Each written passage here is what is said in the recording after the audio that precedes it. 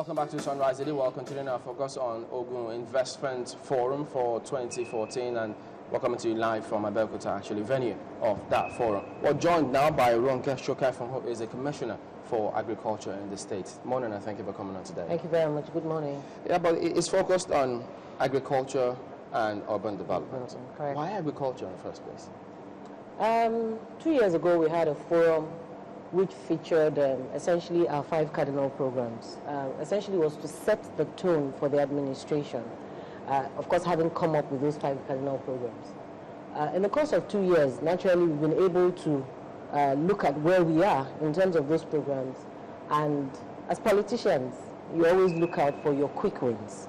And what are your quick wins? Once you can create wealth for your people, once you can generate employment, you will be riding high. We do realize that agriculture has the potential to create a lot of employment and, of course, wealth for our people. And also, there is a housing deficit. I mean, this is no cliche. And we do know that our proximity to Lagos positions us perfectly, again, to attract more people into the housing sector in the state. So that's what informed the choice of the theme for the current year. Well, when you speak about agriculture, of course, we do know land is key. Absolutely. But tell us about this. Is it really true that there's this 80% discount for the purchase of land in the States for industrial and agricultural purposes? I won't say it was. 2 years ago when we had the forum, His Excellency unveiled this, what I would label like a short term. Again, it was to attract a lot of people into the state. We had these incentives to bring them over. And yes, it was 80% discount at the time. That offer expired 31st December 2012. But having said that, agricultural land we do not sell outright. What we do is we lease. So it's a leasehold. So what you pay is almost next to nothing. You pay like 1,000 naira per hectare, and that's the premium. 1,000 naira per hectare. That's how much we charge. The only bit of it that sounds a little like you're paying some real money is if we give you land, for instance, where villagers are already farming, okay, because they already have economic crops there, we do evaluation of those and ask that you compensate those communities. That's about it. But in terms of absolute costing, what we charge is 1,000 naira per hectare. Is the state doing anything? Because agriculture, yes, you may have people who want to come into it. Correct. But access to credit is crucial. Yes. Any connection, anything being done about that? Outside what we are doing with the federal government in terms of, then it was called CACs, Commercial Agricultural Credit Facilities. And then now we have what we call the NIGERA, which is a disbursement through the Central Bank of Nigeria. Central Bank, it's a packaging between the Central Bank of Nigeria and the federal government. So ultimately, whatever the interest on the loan is, the state only bears a portion of it, which is 50%. And that's disbursed through the commercial banks, like I said. The only challenge you have is, again, in terms of documentation and all. So you must be able, as a state government, to stand in the gap, as it were, to be the guarantor, more or less, for the farmers. But again, you cannot do it for individual farmers. They have to be in clusters. They have to be in groups. So we deal mostly with cooperative groups. That's about it. But in terms of the state government itself, putting funds aside, not exactly. We take like $1 billion, 2 or more off the CBN federal government packaging, and then we disburse to our various farmer groups. Yeah, because I was just about to ask you what's the relationship between what you're doing at the state level and what the federal government is also planning as a master blueprint. And one would think that you will have a wonderful working relationship with the Minister of Agriculture. Absolutely. Absolutely. You know, he's also from your state, I believe. He is from Ogun State. Yes. The permanent secretary of the ministry is also from Ogun State. He would have been here, but unfortunately for personal reasons, he couldn't be with us because I saw him someday last week. And like you said, we've had a very good synergy working together. Federal government is a policy maker.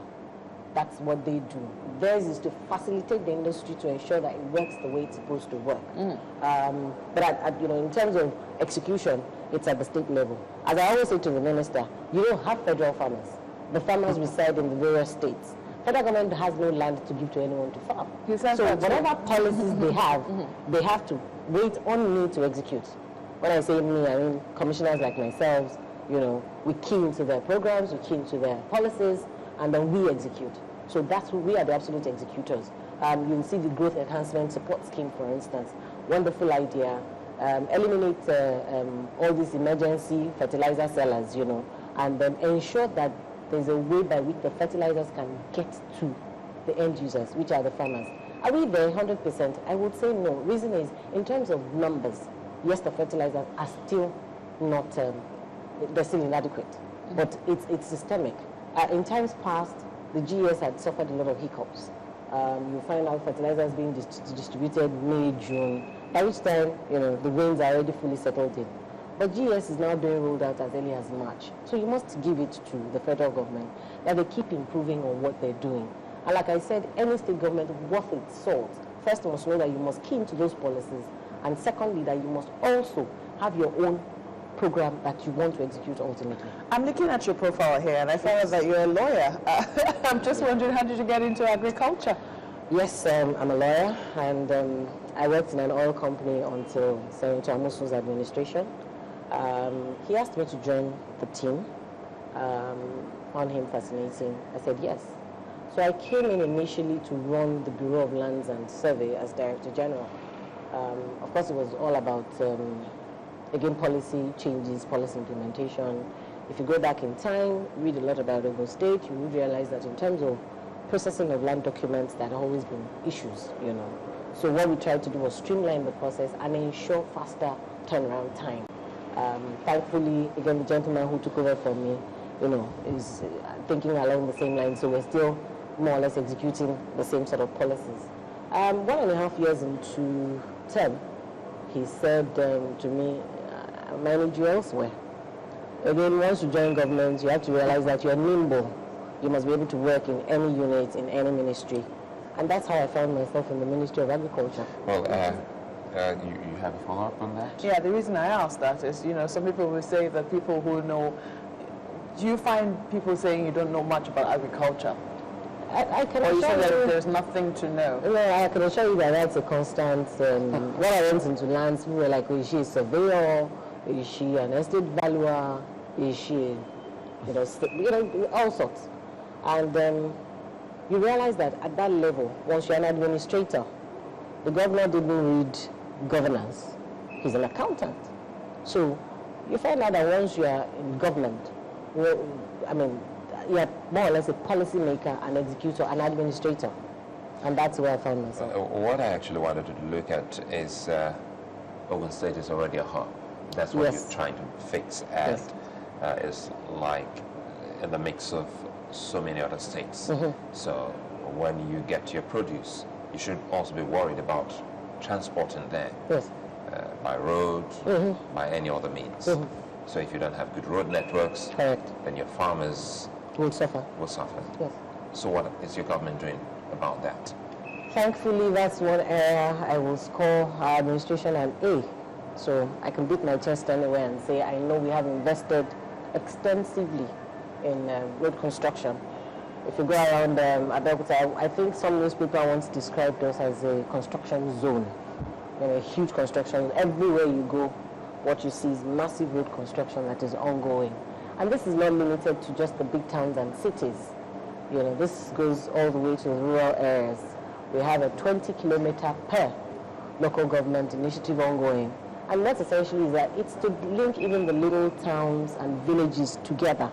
One of the key roads His Excellency we're working on at the moment is a 107-kilometer road that links 4 different local governments. Hitherto, the person in the extreme local government D to get to A, we have to go around the entire loop. But what it's saying now is you can cross, you know, I can create a road that can link all these 4 local governments seamlessly. And that is exactly what we're doing. So yes, we're working on road infrastructure, like I said. I can tell you confidently about 60 to 70% of our expenditure is on infrastructure. Are you also into livestock farming? Absolutely, yes we are. Currently we are bringing in a hatchery equipment capable of producing 30,000 day-old chicks per cycle.